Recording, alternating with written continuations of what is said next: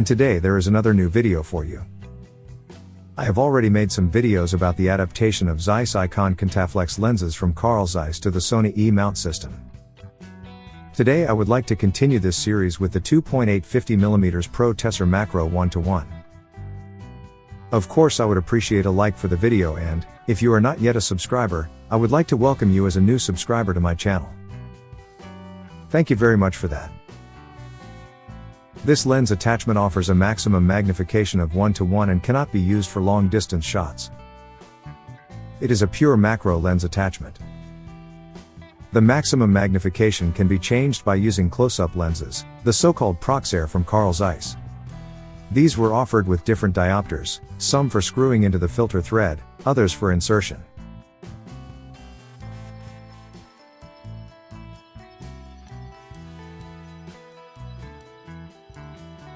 The lens attachment weighs 51 grams and is therefore considerably heavier than the standard Tessar 2.8 50mm lens attachment, which only weighs 36 grams.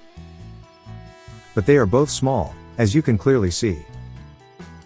The Pro-Tessar 1:1 is also made entirely of metal and glass. As with the other lens mounts in this series, the markings are engraved and filled with paint. Simply outstanding workmanship. With the helicoid adapter you can play a little more with the focusing and magnification scale than with a Zeiss Ikon Contaflex. The helicoid adapter shown here has a longer helical than the Contaflex. But now quickly to image quality. First, I'll show you unprocessed RAW files. These were taken with a Sony A7rIV, a real endurance test because of the 61 million pixels. After that, I will again present files processed in Lightroom. As always, I will not include any test charts.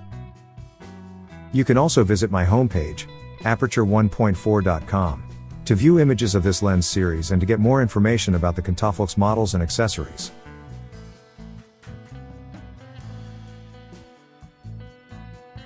Of course, I also cover a number of other areas of analog, hybrid and digital photography. I hope you will enjoy surfing and watching this video.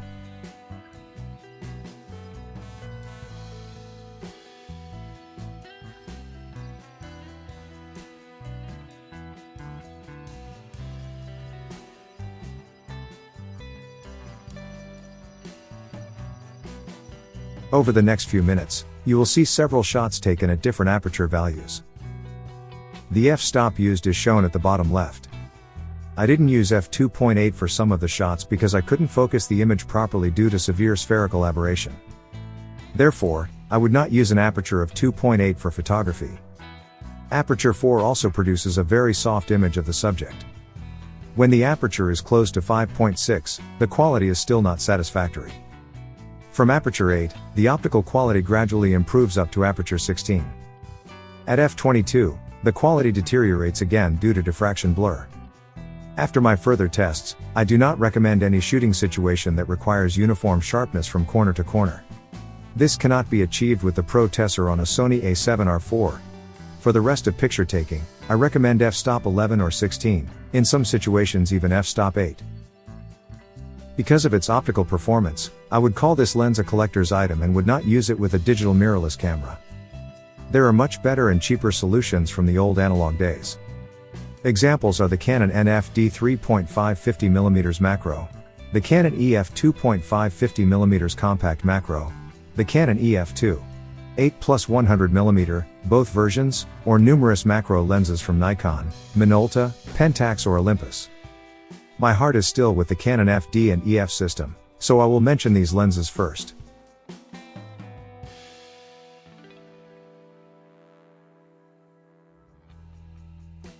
Here are the promised RAW files from my Sony A7rIV, processed with Lightroom. Thanks for your time and interest.